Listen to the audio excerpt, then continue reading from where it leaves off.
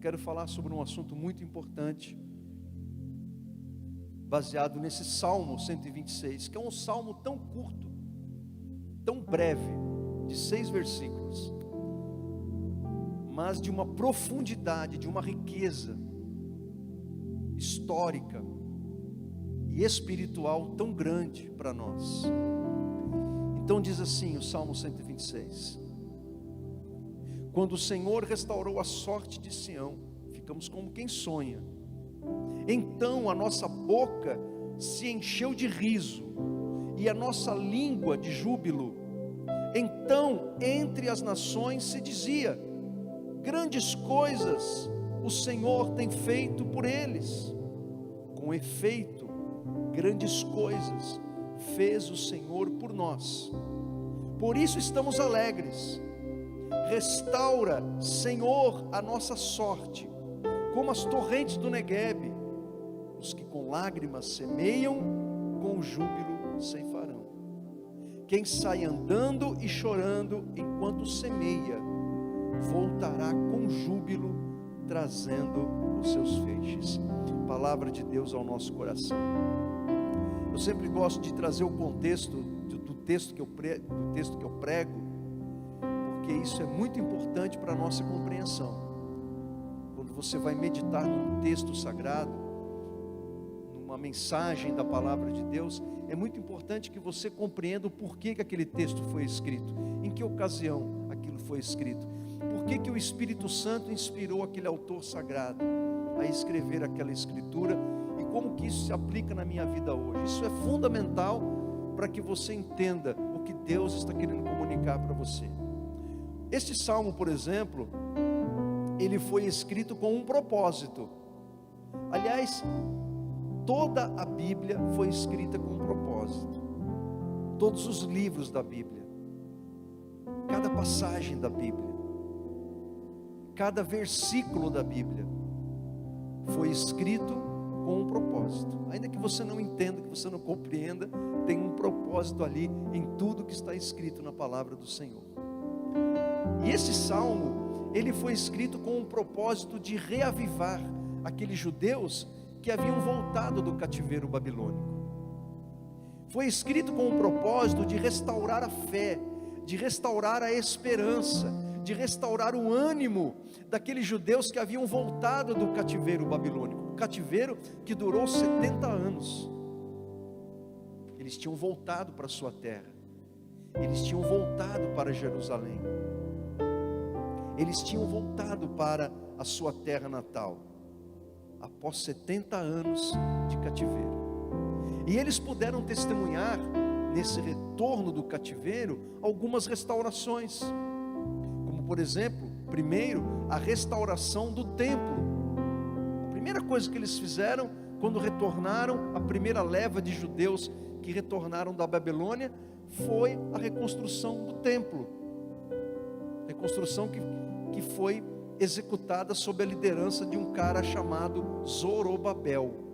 Gostou do nome? Dá o nome ao seu filho, Zorobabel, está lá na Bíblia, bíblico nome. Reconstruíram o templo.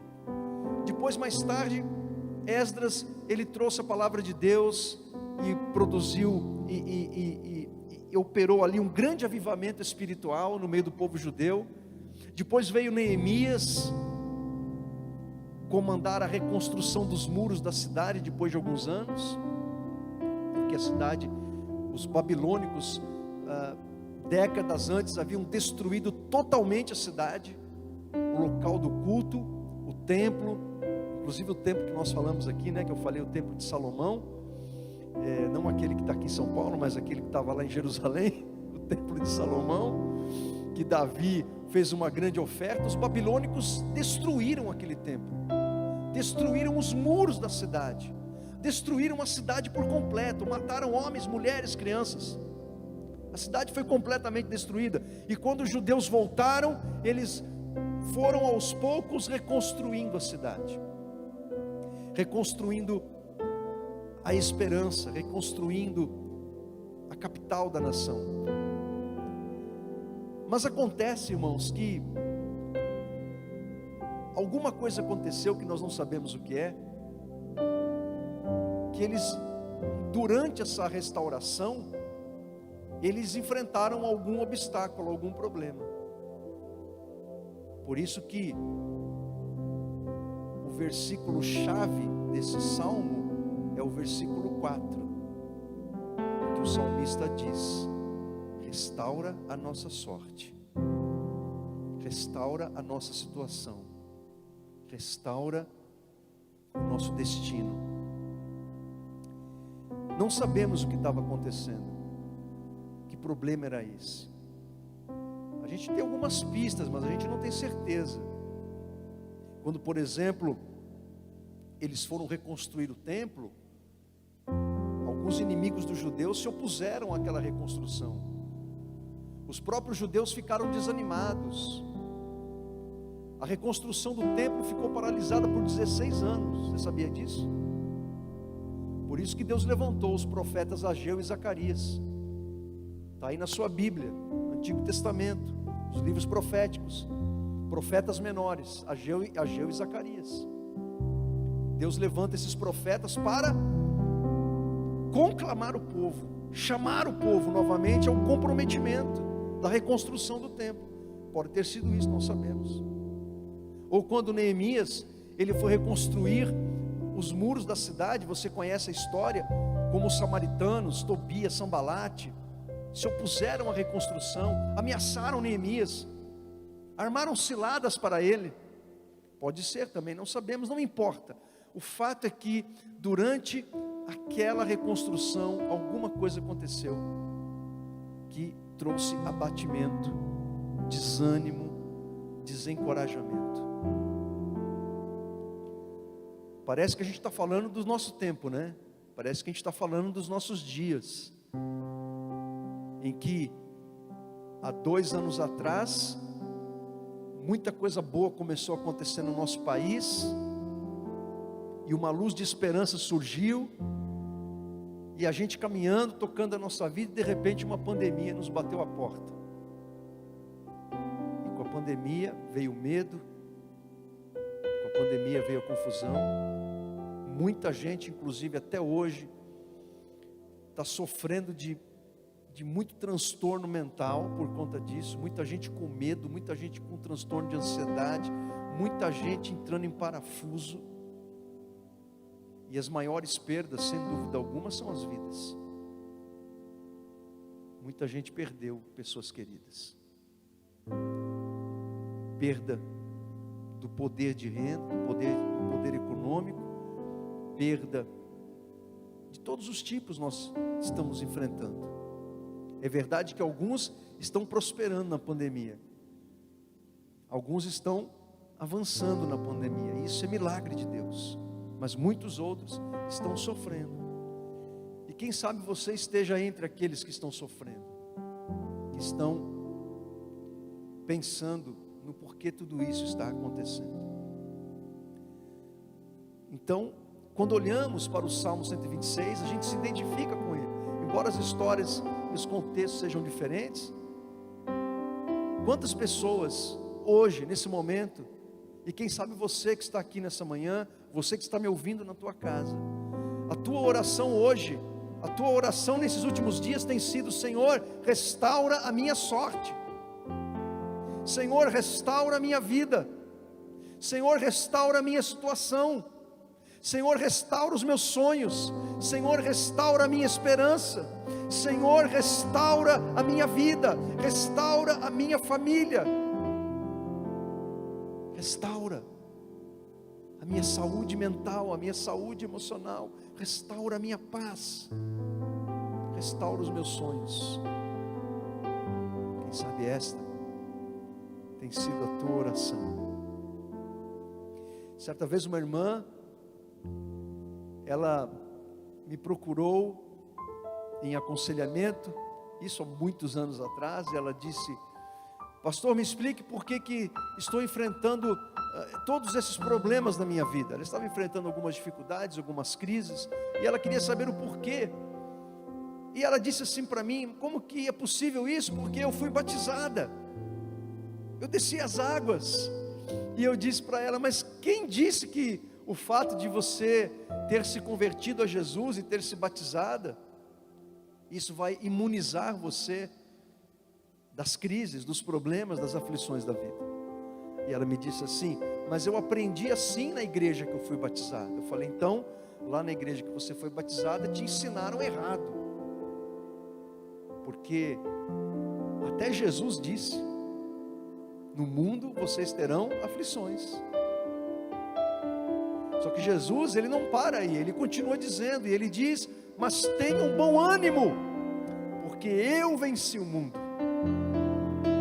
O fato de termos nos convertido, de sermos de Deus, de sermos do Senhor, o fato de Jesus habitar em nós pelo Espírito Santo, não é a garantia de que não vamos enfrentar mais problemas na vida, que não vamos enfrentar mais obstáculos, tentações, tribulações, aflições.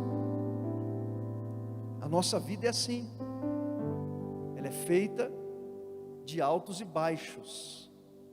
O Salmo 26 fala de altos e baixos. O Salmo 26 começa falando da alegria, do júbilo, dos momentos altos da vida, mas ele também fala dos baixos, quando ele diz: Senhor, restaura a nossa sorte. Alguma coisa tinha saído dos trilhos, como algumas vezes os nossos planos, os nossos sonhos, os nossos projetos saem dos trilhos. Mas quem nunca sai dos trilhos é o nosso Deus. Deus não se abala, Deus não se surpreende com nada, Deus não é pego de surpresa. E não acredite nessa teologia chinfrim que estão pregando por aí,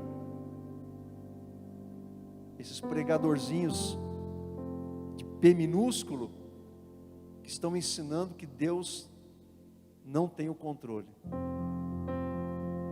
Eu não sei que Bíblia que esses caras estão lendo, eu não sei em que seminário teológico esses caras estão estudando, que a Bíblia deles não é possível que seja a minha Bíblia, que nos revela um Deus onipotente, onisciente e onipresente, um Deus que pode tudo, que não dorme, que não dormita, e que abençoa a sua vida até enquanto você está dormindo. Então a vida é assim, a gente desfruta de conquistas, alegrias, de vitórias, mas nós também enfrentamos lutas, adversidades, crises. Isso é inegável. Todos nós que estamos aqui, tudo que eu estou falando, todos nós nos identificamos com tudo isso que eu estou dizendo. O problema, gente, não é a gente enfrentar uma crise. O maior problema é como nós reagimos a ela quando ela bate à porta da nossa vida. Crise enfrentamos. Jesus disse: vocês terão aflições. O problema não é esse, o problema, porque isso é um fato, e muitas vezes a crise a gente não tem como evitá-la. Há crises que podemos evitar, mas outras não. Então a questão é como que nós reagimos às crises que surgem na nossa vida, e a forma como reagimos. Alguns perdem a fé, alguns perdem a esperança em Deus, mas outros se apegam ainda mais a Jesus. Outros se aproximam do Senhor, ficam mais amigos de Deus. Como que você reage espiritualmente às crises que vêm sobre você? Porque assim como os judeus dos dias do Salmo 126, todos nós podemos enfrentar momentos assim, momentos de prosperidade, de alegria, em que o barquinho da nossa vida está num tranquilo mar de águas azuis, e um vento suave vai levando o barquinho da nossa vida, mas de repente vem uma grande tempestade. Você já viu aquele filme Náufrago? Já viu o filme Náufrago? Hein, Elias? Já viu? O cara monta aquela jangada e aí vai para o meio do mar, e aí o cara tem que enfrentar uma tempestade. E a parte mais dramática do filme é quando o seu amigo Wilson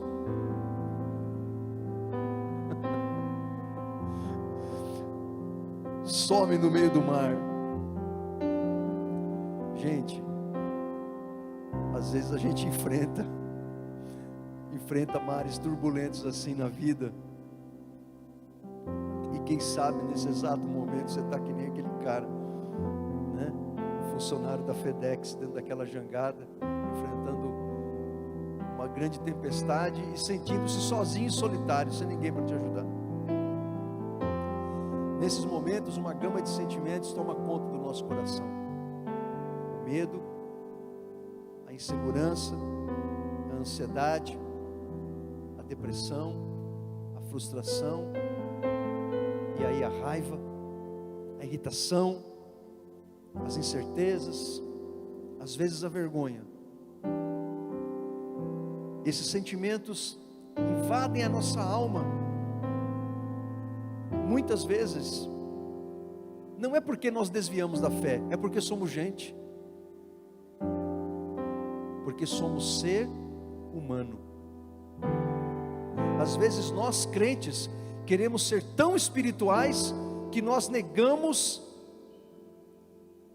a dura realidade de que nós somos ser humano. É verdade? Tudo aquilo que a Bíblia, especialmente o Novo Testamento, fala da nossa espiritualidade, que devemos pensar nas coisas do alto, que a nossa guerra é espiritual, não é isso? Que não devemos amar as coisas do mundo. Tudo isso é verdade, mas enquanto estivermos aqui, temos que enfrentar a irredutível verdade de que somos ser humano, e nos esquecemos que Jesus, para nos salvar, Ele se fez ser humano. Somente somos salvos porque Jesus se fez ser humano, como nós, mas sem pecado. Então sentimos esses sentimentos e essas emoções porque somos ser humano. E quando você vai para os Salmos, você vai encontrar diversas passagens em que os salmistas expressam os seus sentimentos mais humanos, de fé, de esperança, de devoção, de amor, de alegria, e também muitas vezes de ira, de raiva, de desesperança, de agonia, de angústia. É por isso que nós cristãos gostamos tanto de ler os Salmos, porque quando lemos, nos identificamos com aquelas pessoas que, usadas pelo Espírito Santo, expressaram a sua espiritualidade, mas também a sua humanidade. Então lemos e nos identificamos. Somos gente. E quando a gente se percebe sentindo esses sentimentos que não são bons, mas que revelam a nossa humanidade, isto é uma convocação, é um chamado e uma lembrança de que nós somos ser humano e por isso dependemos de Deus, dependemos do Senhor. E é também uma oportunidade de termos uma experiência gloriosa com Deus, uma oportunidade da gente aprender algo com o Senhor, uma oportunidade da gente crescer com o Senhor, porque um fato inegável é que nós mais crescemos e mais aprendemos é nas dores que nós vivenciamos. Pare para pensar na sua maior dor, na sua maior luta. Se você fez a vontade de Deus, perceba o quanto você cresceu, o quanto você aprendeu, o quanto você amadureceu, o quanto você teve experiências com Deus. E então, nós nos voltamos para o Salmo 126, diante de todas essas verdades, e nós aprendemos a como agir, a como descansar em meio à crise, de duas formas. A primeira, eu vou falar hoje aqui agora para você. A segunda maneira, eu vou falar no culto da noite, a segunda parte dessa mensagem, tá bom? Primeira forma, a primeira maneira que nós podemos lidar com as nossas crises é trazendo à memória aquilo que nos dá esperança. Lembra que eu acabei de dizer que o versículo chave desse salmo é o versículo 4. No versículo 4 ele diz: Senhor, restaura a nossa sorte, restaura a nossa situação, restaura a nossa esperança, restaura as nossas vidas. Por que ele fala isso? Porque alguma coisa saiu dos trilhos, alguma coisa não estava bem. Mas antes dele fazer esta oração, porque alguma coisa não estava bem, o salmista traz à sua memória o que lhe dava esperança. E ele faz isso de três maneiras. Primeiro, ele lembra que a restauração vem de Deus. Versículo 1: quando o Senhor restaurou a sorte de Sião. Ele se lembrou que Deus restaurou a sorte de Jerusalém. O profeta Jeremias, que profetizou cerca de 100 anos antes desse salmo ter sido composto, escrito e cantado, o profeta Jeremias, ele escreveu também o livro chamado Lamentações, porque Jeremias ele foi uma testemunha ocular da destruição da cidade, da matança de pessoas, e ele chora sobre a cidade de Jerusalém. Ele viu a morte, ele viu a destruição, ele viu o sofrimento de crianças, mulheres, idosos, a destruição do templo.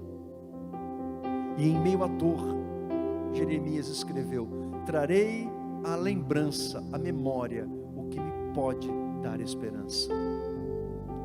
E é exatamente isso que o salmista no Salmo 126 está fazendo. Ele lembra que a restauração veio de Deus, quando o Senhor restaurou a sorte de Sião. E aí voltamos alguns séculos na história de Israel e vamos lá para Moisés, já idoso,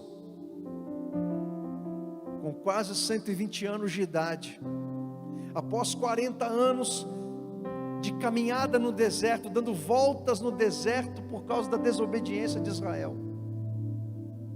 Todos aqueles israelitas que saíram da escravidão do Egito, com mais de 20 anos, pereceram no deserto, porque eles não creram no Senhor, porque eles foram desobedientes, ingratos.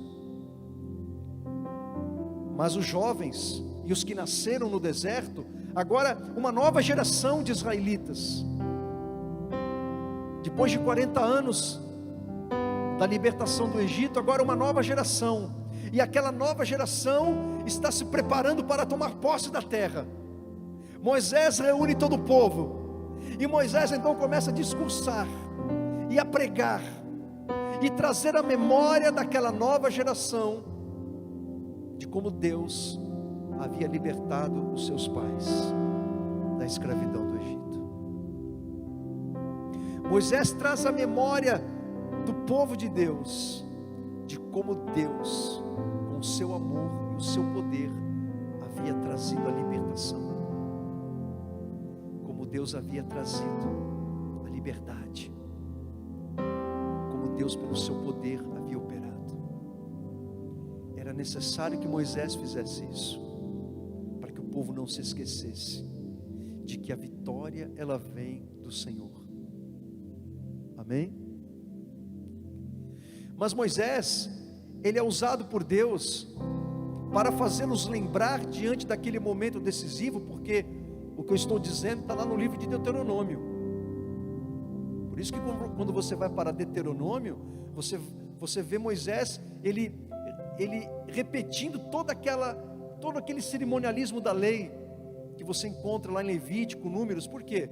Porque agora é uma nova geração, ele tem que ensinar tudo aquilo de novo, e ele lembra aquela nova geração a história. Você não pode se esquecer da sua história. Você não pode se esquecer de que Deus faz parte da sua história. E que Deus é o principal ator dessa história. Ele é o protagonista da sua história. Ele é o dono da sua história. É isso que Moisés está falando para o povo. Era um momento definidor. Era um momento decisivo. E todos nós enfrentamos momentos definidores, momentos decisivos, que são os momentos mais importantes da nossa vida. Eles iriam tomar posse da terra prometida aos patriarcas, Abraão, Isaque, Jacó. Centenas de anos havia se passado. Era um momento decisivo, de grande expectativa. Inimigos poderosos habitavam Canaã.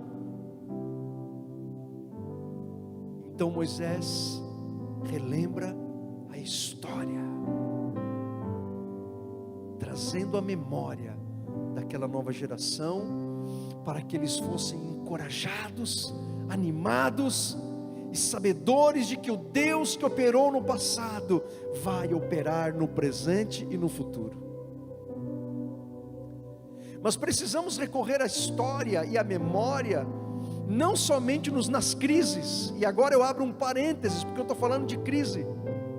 A gente não pode apenas lembrar-se dos grandes feitos de Deus nos momentos de crise, mas também nos momentos de bonança, de prosperidade, de alegria. Porque nesse mesmo discurso, Moisés diz o seguinte para o povo de Israel: quando vocês entrarem na terra prometida e tiverem possuído a terra, quando vocês estiverem colhendo o que vocês plantaram, quando vocês estiverem comendo o melhor da terra, quando vocês estiverem comendo leite e mel, quando vocês estiverem produzindo gado, produzindo alimento da terra, quando vocês estiverem prosperando, quando vocês estiverem já dominado os seus inimigos, nunca se esqueçam de que foi o Senhor que os colocou nessa vitória, nessa bênção, nessa prosperidade. Temos que trazer à memória o que Deus fez por nós, também nos momentos grandiosos da vida, nos momentos em que tudo vai bem, para que o nosso coração não se encha de orgulho e de soberba e de autossuficiência, e nos esqueçamos que mesmo quando tudo vai bem, nós continuamos dependendo de Deus. Não podemos nos esquecer que a restauração, bênção, vem do Senhor. Quando o Senhor restaurou a sorte de Jerusalém, o que você pode trazer à sua memória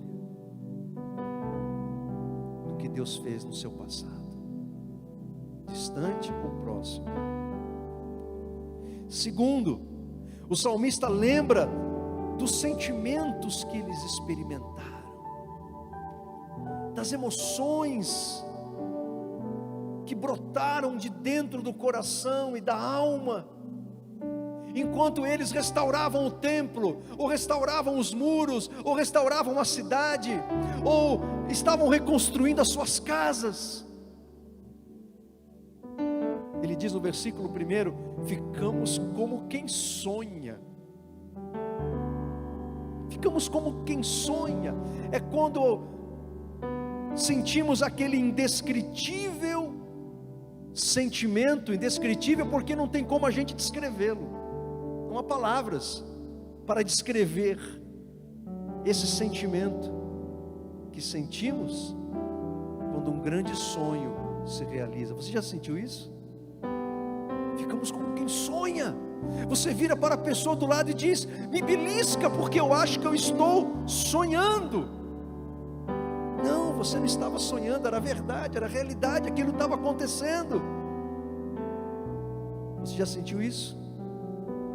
Uma grande alegria, uma grande vitória, uma grande conquista, um grande sonho realizado. Talvez o dia do seu casamento, talvez o nascimento do seu filho, em que a medicina havia dito que você não poderia ser mãe.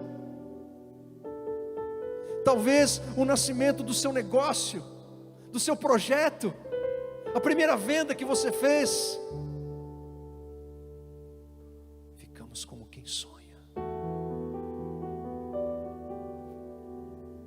O salmista lembra o que as palavras não podem descrever. Às vezes a gente tem que lembrar disso. E o que ele está dizendo é que quem produziu isso foi Deus.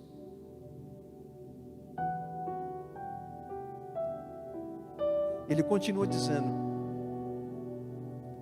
então a nossa boca se encheu de riso. Boca cheia de riso.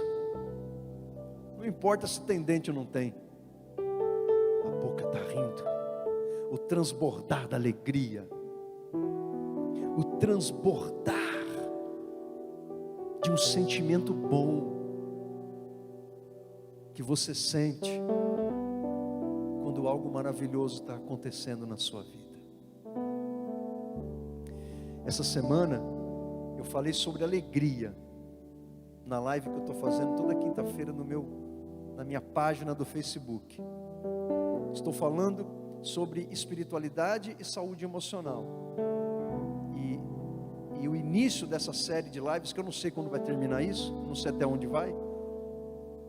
Eu estou falando sobre as emoções básicas do ser humano. Já falei da tristeza, do medo, da raiva. Está tudo gravado lá na minha página. Você pode acessar lá. E quinta-feira agora eu falei da alegria. Eu achei que fosse ser rápido, mas eu não consegui terminar. Vou continuar. Quinta-feira agora eu não vou conseguir, porque eu tenho um compromisso de manhã. Mas na outra quinta, que 2 quintas, se Deus permitir, eu vou continuar falando sobre alegria. E eu falava sobre isso, e comecei a me lembrar das grandes alegrias que eu já tive. Isso é bom, isso é saudável, isso te anima, porque você, não tem como você, se você é alguém que ama Deus, não tem como você desconectar suas alegrias do seu relacionamento com Deus. Se você ama Jesus, se Ele é a pessoa mais importante da sua vida, quando você lembra das suas alegrias, você sabe que elas vieram porque Ele te abençoou, porque Ele te ajudou. Salmo 127, Salmo 128, bem-aventurado, mais do que feliz é a pessoa que teme ao Senhor e anda nos seus caminhos. E aí o Salmo 127, o Salmo 128, que é vizinho desse aqui, né? É vizinhos desse salmo aqui, vizinho de parede. Descrevem as bênçãos da pessoa que teme ao Senhor e anda nos seus caminhos. A nossa língua se encheu de júbilo, versículo 2. Alegria transbordante que se manifesta nos cânticos ao Senhor, os cânticos de vitória, os cânticos de alegria. Você sabe que Jesus fez algo parecido, né? Vamos lembrar que Ele está trazendo à memória os sentimentos bons e maravilhosos quando alguma coisa não estava bem. Ele trouxe a memória. A gente gosta muito, não é que gosta, a gente tem a tendência de trazer à memória aquilo que não foi bom. E quando a gente traz à memória o que não foi bom, a gente sente de novo, como se fosse da primeira vez, aquela coisa que não foi boa que nos aconteceu. Esse é o mecanismo dos transtornos de ansiedade. É isso que acontece nos transtornos de ansiedade. A pessoa revive novamente aquela dor, aquele medo, aquele pavor, aquela fobia, porque ela traz a memória e ela revive aquilo interiormente, internamente, e é como se ela estivesse vivenciando de novo aquilo ali, aquela experiência ruim, traumática. A Bíblia está nos ensinando que nós temos que, e isso é uma tendência do ser humano, a gente tem a tendência de nos apegar àquilo que é ruim, e aquilo que é ruim causa um impacto maior e mais prolongado na nossa vida do que aquilo que é bom. Isso é uma tendência do ser humano. Eu gosto de dar um exemplo. Imagine que você é um professor e você deu uma aula maravilhosa, extraordinária pela manhã, para 40 alunos. e 39 alunos falaram bem da sua aula. Foi uma aula maravilhosa, que explanação, que slides maravilhosos. Mas teve um miserável de um aluno que falou mal da sua aula. Falou que foi a pior aula que ele assistiu na vida, que nunca viu uma aula tão mal dada na vida dele. Você vai passar o dia inteiro pensando em quê? Naqueles 39 elogios maravilhosos, naqueles feedbacks positivos, né, que, poxa, 39? Não, você vai ficar o dia inteiro pensando naquele miserável daquele aluno, que falou mal da sua aula. Por quê? Porque a gente tem a tendência de pegar aquilo que não é bom, e aquilo causa um impacto maior na gente, e muito mais prolongado, e a gente fica ruminando aquilo. E as coisas boas que nos acontecem, têm um efeito menor e menos prolongado. As vitórias, as conquistas, a gente não goza, a gente não aproveita, a gente não celebra como deveria. E Deus no Salmo 126 está nos ensinando a fazer justamente isso. Ele está trazendo à memória as coisas boas e maravilhosas que Deus havia feito. É como se Ele estivesse vivenciando aquilo novamente, e aquelas emoções, aquelas alegrias estão inundando o seu coração de novo. Ele precisa daquilo, porque alguma coisa não muito boa está acontecendo.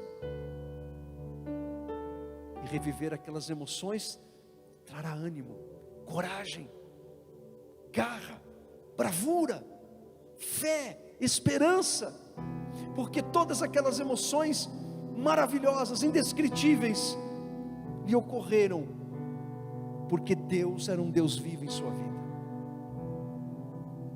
Jesus, num dos momentos mais difíceis, se não o momento mais difícil da sua vida, momentos antes de ser traído, crucificado e morto numa cruz, e sofrer todos os flagelos da crucificação, Jesus estava no Getsemane orando, e ele está falando com o Pai. Pedro, Tiago e João, que foram convidados para a reunião de oração, estavam dormindo, mas Jesus estava ali sozinho, e Deus envia um anjo, o Pai envia um anjo para consolar Jesus. E Jesus, na sua oração, João capítulo 17, e somente João descreve essa oração de Jesus. Jesus fala muitas coisas para o Pai naquela oração, e uma das coisas que Jesus fala, ele diz: Senhor, Pai, a glória que eu tive contigo antes da fundação do mundo. Jesus traz a sua memória, e a memória de Jesus não é como a nossa memória, é um mistério, porque ali é o ser humano, que ao mesmo tempo é Deus, no cérebro de Jesus, mas na alma, no espírito dele. Ele vai para a eternidade, que só ele, o Pai e o Espírito Santo viveram, e lá ele se lembra da glória que ele tinha com o Pai, da alegria, do gozo, do júbilo, da presença do Pai, sendo ele a segunda pessoa da triunidade. É como se Jesus estivesse relembrando os momentos bons na presença do Pai, num momento difícil que ele iria atravessar. Ele precisava lembrar-se da glória que ele teve com o Pai na eternidade, antes de tudo o que nós conhecemos existir. O que você pode trazer à memória? Em terceiro, o salmista lembra o que os outros falavam a respeito deles. Versículo 2: então as outras nações disseram: o Senhor fez grandes coisas por eles.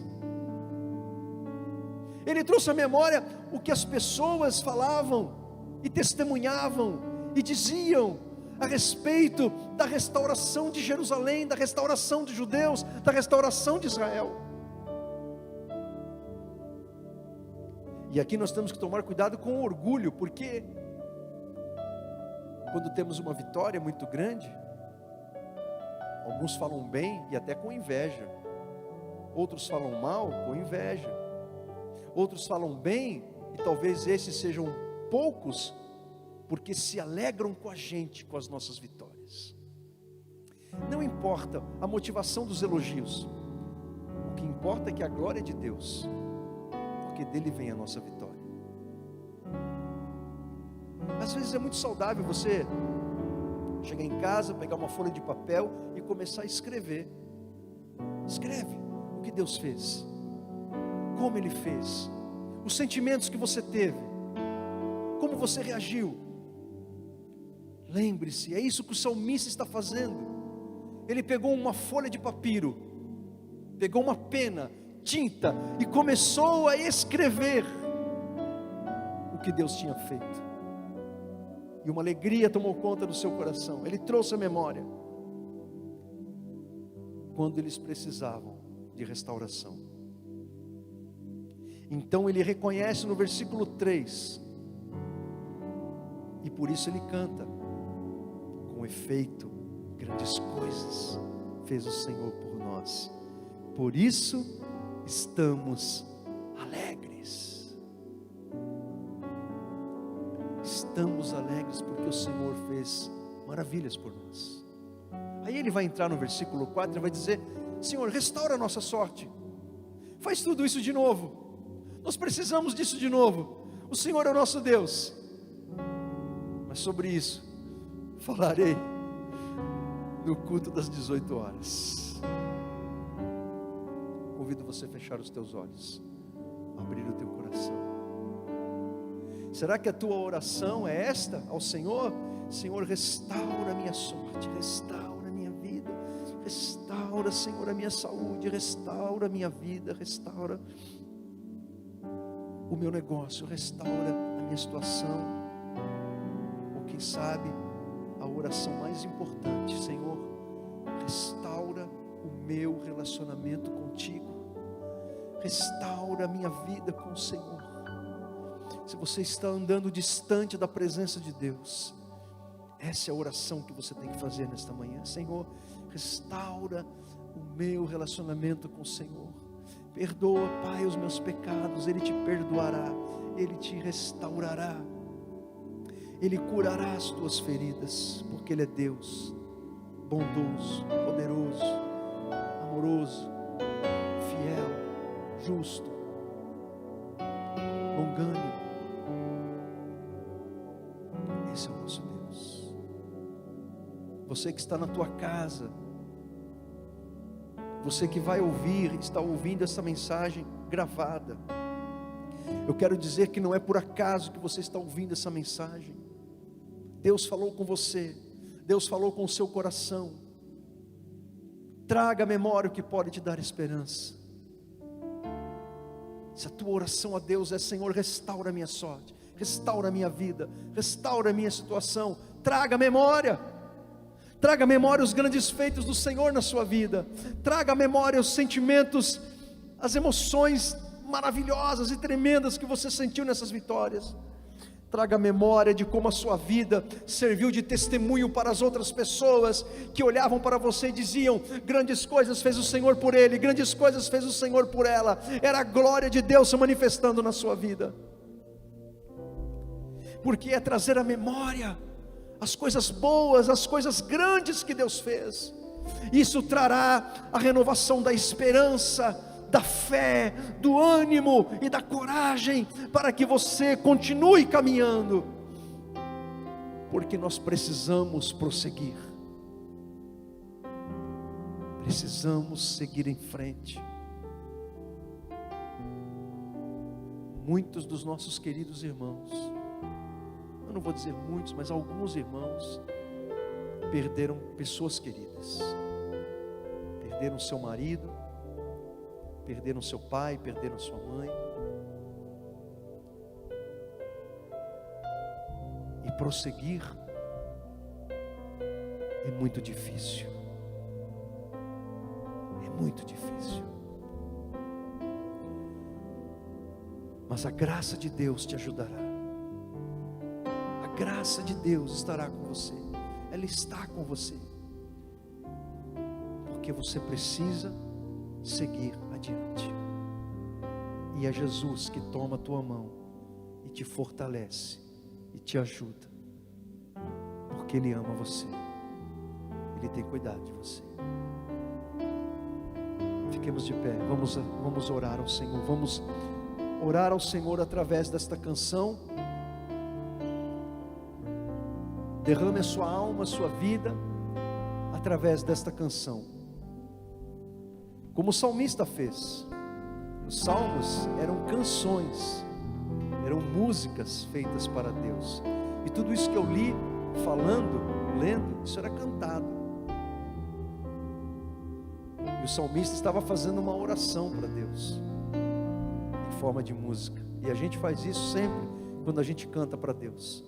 E a gente vai fazer isso agora, com o coração cheio de fé, de esperança e devoção, porque é o Senhor que restaura a nossa vida. Amém?